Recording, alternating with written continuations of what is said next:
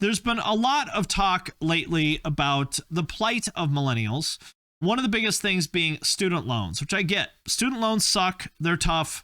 And I wanted to give you my 2 cents on how I dealt with student loans. And for context, I graduated from college in 2009, like right kind of in the middle of the financial crisis. And when I graduated, I had $90,000 of student debt. Okay. I went to University of Cincinnati. I got a degree in management and marketing, just a basic old like undergrad, business degree. And I had $90,000 of student loans. And I'm going to tell you basically why that was the situation. And I'm going to tell you how I paid them off in, I want to say 5 years, I think 6 years, maybe I paid them off. So I'm going to tell you a little bit about that. So first of all, you're probably asking yourself, Mr. Mckenty, you went to a middle of the road Midwest state school. How in the world did you graduate with $90,000 of student loans? And I will tell you.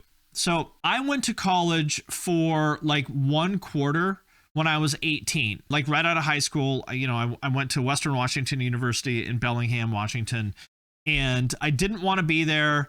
Like, I was just sort of not into it. I didn't want to be there. So I dropped out after 1 quarter. And I always told myself like, well, I can go back later. It's not a big deal. And, why do I even need a college degree? Like, a college degree is just a piece of paper. I'm smart. I don't need that piece of paper. That's what I told myself. So I sort of went out into the world degreeless, telling myself, well, I'm smart. I'll be able to figure it out. And it turns out I did not figure it out. I did not figure it out. I tried unsuccessfully to kind of get my career started on my own. And what I found is basically that it was super, super, super hard for me to get a job without a degree. I would apply for everything. And like, I was lucky if I got a rejection letter. And so I was working at a print shop. And if you've never done printing, it sucks. Like, printing is like, basically it's like manufacturing. So you would just like stand in a line, like punching holes in paper for like 10 hours straight. That's what printing is. And I think I made like $11 an hour or something like that. And all the while, I wanted to be a graphic designer. And so I was applying for graphic design jobs and just getting nowhere because I didn't have a degree and I didn't really have a portfolio. And to be honest, I wasn't really that good. I tried to sort of teach myself graphic design, and I wasn't the worst, but I wasn't the best either. So by the time I was 22, I was like very, very, very frustrated with sort of the lack of traction in my career. And I had spent the last 4 years trying to do things my way. And I basically admitted defeat. And I was like, you know what? I've been trying to do this my way. It's not working out. And by the time I'm 23, I need to either have a real job or I need to be in school. And the real job thing was not happening. So I ended up starting college then. I went back. I applied when I was 23. Got in when I was 24, and I started when I was 25. And I went to college at the University of Cincinnati because they had, at the time, the best graphic design program of any public school in the US. And I think it still is like a really good program. I don't know. The problem is I didn't live in Ohio at the time.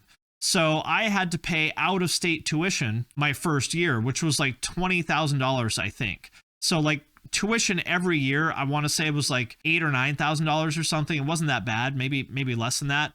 But I had to pay out-of-state tuition my first year, which was $20,000. So the alternative, the options were either I could live in Ohio for a year to get in-state tuition, but then I would have to like give up a year of my life, or I could start college a year earlier, but I'd have to pay out-of-state tuition, which was like $20,000. And I said, well, I'm already 25 years old. I don't want to wait another year to start college.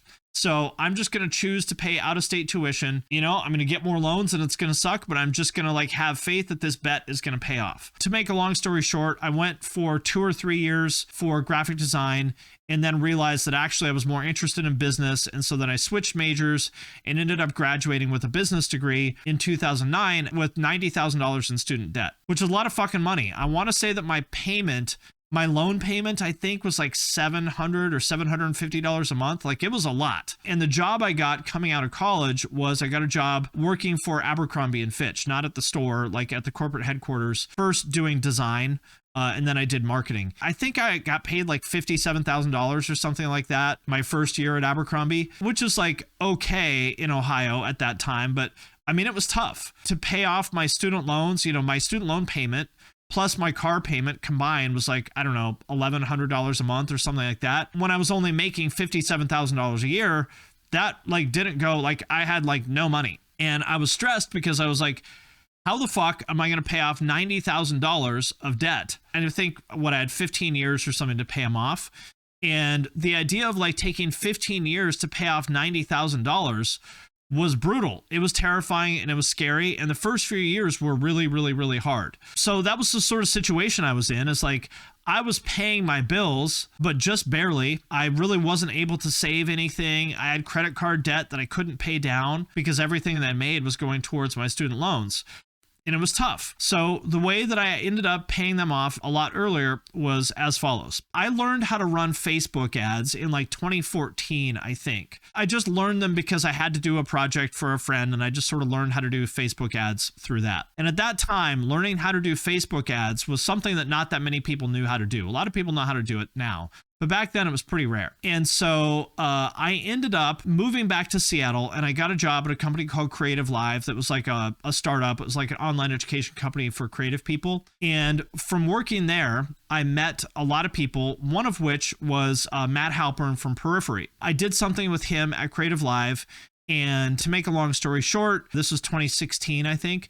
They were starting Get Good Drums and asked if I knew anybody that could do Facebook ads and to sort of help them launch their new product. And I was like, yes, I can do that. And so I ended up running Facebook ads for them and they did really well. And they were like, holy shit, like you put in money into Facebook and more money comes out the other end. This is fucking amazing. And so the launch that we did for Get Good Drums, like I want to say that their goal was to make like $80,000 or something like in the first 90 days. And because I ran those Facebook ads, we just blew it out of the water and did like $150,000 or something in revenue in like 90 days. I don't remember the exact numbers. I'm getting that a little bit wrong. But the point is, because I had the skill of running Facebook ads, I made them a shitload of money. And after I did that, they started referring me to other people. So then I started running Facebook ads for a bunch of other bands like Issues and A Day to Remember and some other just people that had nothing to do with music. So basically I ended up becoming a freelancer running Facebook ads for people, and I would charge them $1,000 a month to run their Facebook ads. And I got more and more and more word of mouth. And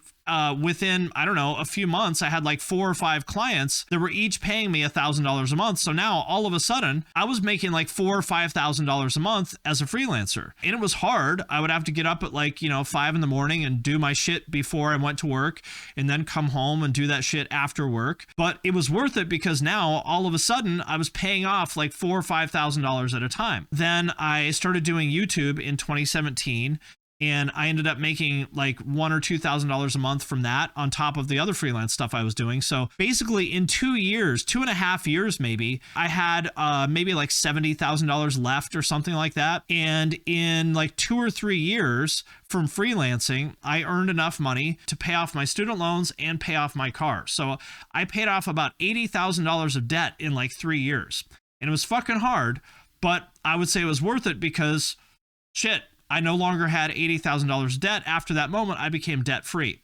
So that's how I did it. And I want to break down sort of how that works for any of you who may be in debt or want to make some extra money or something like that. So the first thing you need to do is develop some sort of a skill that other people find valuable. For me, it was Facebook ads, but it could be photography, it could be design, it could be video editing. It doesn't matter what it is. Just like learn some sort of skill that other people find valuable. The thing that people find valuable is if you will make them money, they will pay you money. So in other words, let's say you're a video editor, and if you edit videos for local businesses that help them grow their business. Let's say that there's an ice cream store down the street from you. And let's say that because you make great videos for them that they can post on their Instagram, now they get whatever, 10 new customers a week thanks to the videos that you make.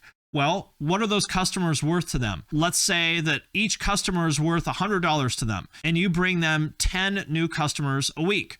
Well, you generated $1,000 in business for this ice cream shop, which means if they pay you $500 to make those videos, well, they'd be happy to do that because they just created $500 in profit for themselves for doing nothing. All they have to do is pay you $500 to make these videos, post them, and then they get more business and they made $500, right? So number one is you need to learn some sort of skill that other people find valuable. Now that you have this skill, whatever it is, like I'll say video editing because that's a very popular thing and pretty much everyone needs video editors. How are you going to find people to pay you for your skills as a video editor? Well, it's not going to happen if you just sit around waiting for them to come to you, okay? You could be the most talented person in the world, but if you're just sitting here in your room by yourself, twiddling your thumbs, hoping that people will discover how great you are, it's not going to happen. Drawing on different skills here, technical ability to do something that people pay you for, plus initiative to market yourself. Exactly. That's what it is. The initiative to market yourself is the critical ingredient here. So here is how you are going to find people to pay you for doing this thing that you know how to do. And again, it doesn't matter what the skill is. What you're going to do is make a list of people you would like to work with, just like an Excel spreadsheet or whatever is fine. Make a list of, say, 200 people you want to work with. Spend a weekend researching people that you would want to work with. It's not that hard. Just Google, Yelp, whatever. You can find 200 people that you would want to work with. Make a list of those companies with somebody's email or their social media handle, whatever, somewhere, or their phone number, some way of contacting them. And then spend an hour a day just reaching out to the people on that list. Send them an email, send them a DM that says, hey, I'm Finn. I make videos. Here's an example of a video I made. I would love to work with you guys. Let me know if you're interested. Spend an hour a day doing that. And so you'll be able to reach out to whatever, 5 people a day doing that. It is only a matter of time until somebody says yes. Right? It might take you might have to reach out to 100 people before somebody says yes, but eventually somebody will. It is guaranteed that someone will eventually say yes. And then once one person says yes, now you have a paying client. Now you can take that paying client and they will give you word of mouth referrals. You can use that as an example in your portfolio to show people that you have done this before for other people. Like getting the first person to say yes is the hardest part. Once you've done that, I'm not going to say that the rest is easy, but it becomes a lot easier once one person has said yes to you. And really that's like, I'm not going to say it's easy because it is a lot of work, but that's all it takes is you just make a list of people that you want to reach out to and you reach out to them and you keep doing it until someone says yes. Even structuring a basic business plan like a contact strategy is a great way to start an excellent experience. Get lots of no's, but yeses too. Yeah, that's right. It doesn't matter how many people say no. All that matters is that somebody eventually will say yes, and they will. To think about like doing all this outreach type shit sounds hard, and it is hard. It is hard because it sucks. Just like DMing strangers, asking them for money, it sucks. It's not fun.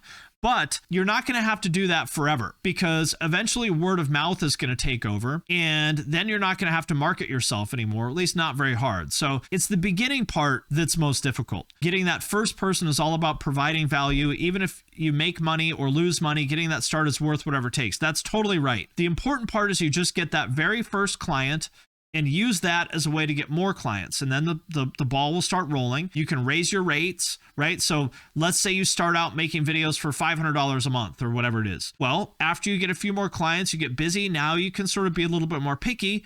You raise your rates to $750 a month and blah, blah, blah, blah, blah. Sometimes the first dozen or so clients are loss leaders. Eventually the money starts coming in. Totally right. So that's how I did it. I paid off whatever it was, $80,000 of debt in, I think, 3 years from freelancing. And it was definitely hard. And I still work my fucking ass off. I still work that hard. I'm still up at 5 a.m. working now all the time because I want to hustle and get ahead. But that's really all it takes. Learn a skill and then just go down the list of reaching out to people until eventually somebody will say yes to it. Customizing those messages is key.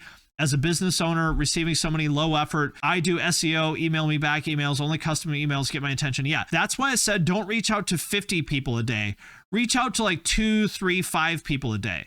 But send them a thoughtful message that lets them know you are, actually paying attention to what they do. Does it have to be a digital skill? No, it could be literally anything. It doesn't matter. It could be landscaping. It could be lawn mowing. It could be literally anything. It does not matter.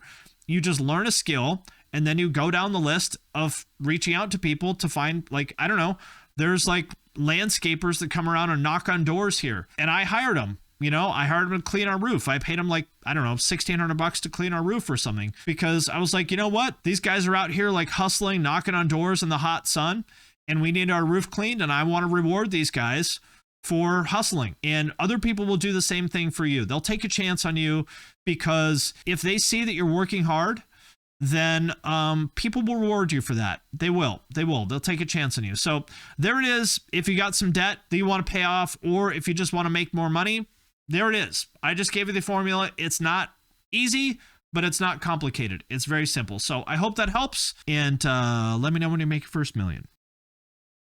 Or just have rich parents. That's the real hack. Just have rich parents. That's what I recommend.